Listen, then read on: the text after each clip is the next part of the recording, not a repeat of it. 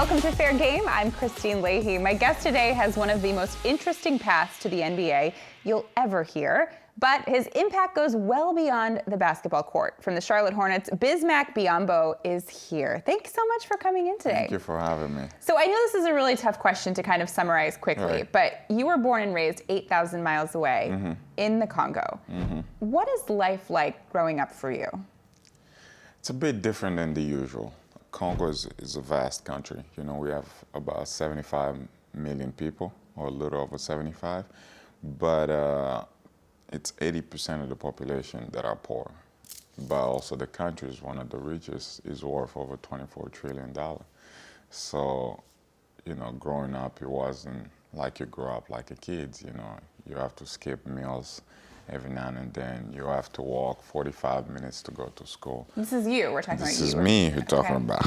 I'm talking about the young Biz, the young Bismack. So yeah, you have to skip meals, and then you know, at the end of the day, you mature faster. You grow faster. You're trying to find a way to get out of the country, to find opportunities. Did you know what basketball was? No, I did not until I grew up playing soccer.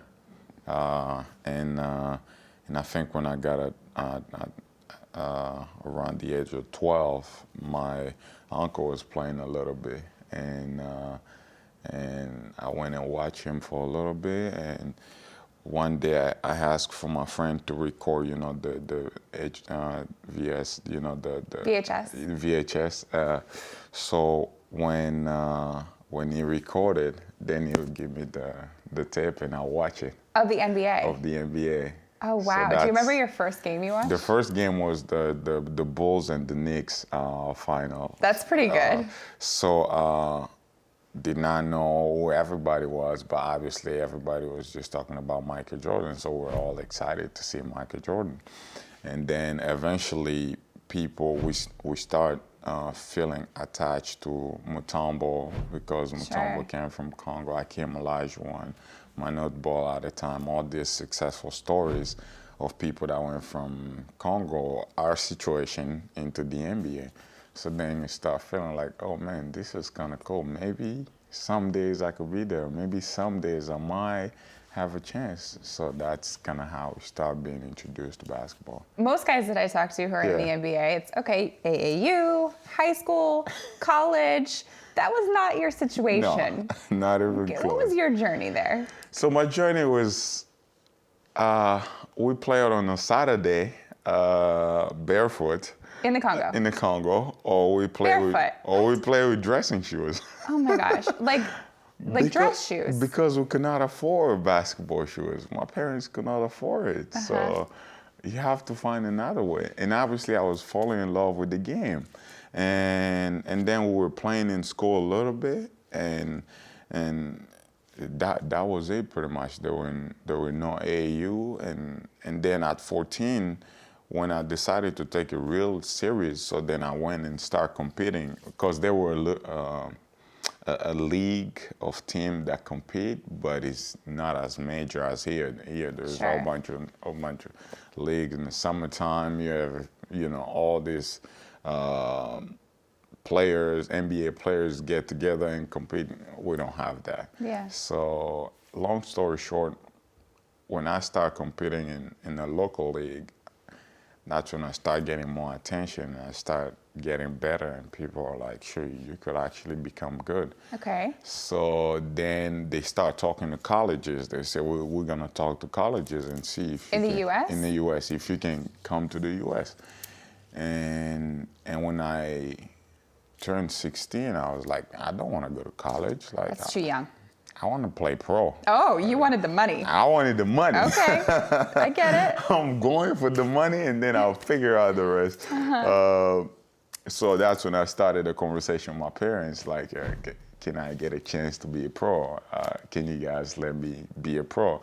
Because and what did they say?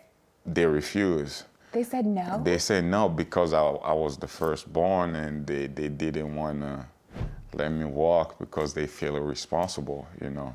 And I was living away from my family. So it took them some time to digest. And so you said, I'm doing this anyways? No. Oh. That's Africa don't work that way. If Okay. parents say no, you're not going nowhere. So how did you convince them? It got to the point where I made a deal with my parents. I said, look, if you give me 1 year and I fail, then I'll come back and I'll go to school. I'll never talk about basketball again. Wow. You're Yeah. 18 years old.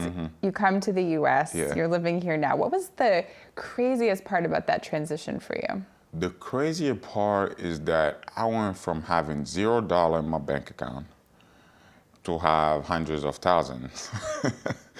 And that was the craziest part, to be Did you know what honest. to do with that? No, I did not. I think I was in a restaurant one time and I checked my bank account when I first got my first paycheck. I was like, if I want to go buy this, I can buy. You know, as a kid, you can buy all the shoes that you all ever the wanted. shoes you ever wanted, everything you ever wanted. You want to go shopping, but then you sit back, it's like, oh man, this is crazy. But, and then the other thing is that you get to live in a bigger house as a kid. Yeah. Where you're like, oh, this is a lot of space than what I'm used to. So those were kind of the crazy moment. Obviously, getting to spend more time with MJ and learning from MJ was like, oh my God. I mean, that's insane that you insane. were watching on VHS tapes Yeah. Michael Jordan in the Congo, and now you're playing for Yeah. Michael Jordan. It's crazy. It's great. So the day before the draft, I worked out for the Hornets, or the Bobcats at the time, and Michael Jordan came to the workouts. So when I was leaving to go back to New York for the draft, I was telling my agent, this would be crazy if I have to play for this guy, you know? It would be crazy. You know how much I can learn, you know, how much I can grow. This would be crazy. And then when I got drafted by him, I was like, oh my God, this is unbelievable. That's Michael Jordan. It's Michael Jordan, and you know, as a kid, you dream about all this, and I think those were really the things that was remarkable when I first got here.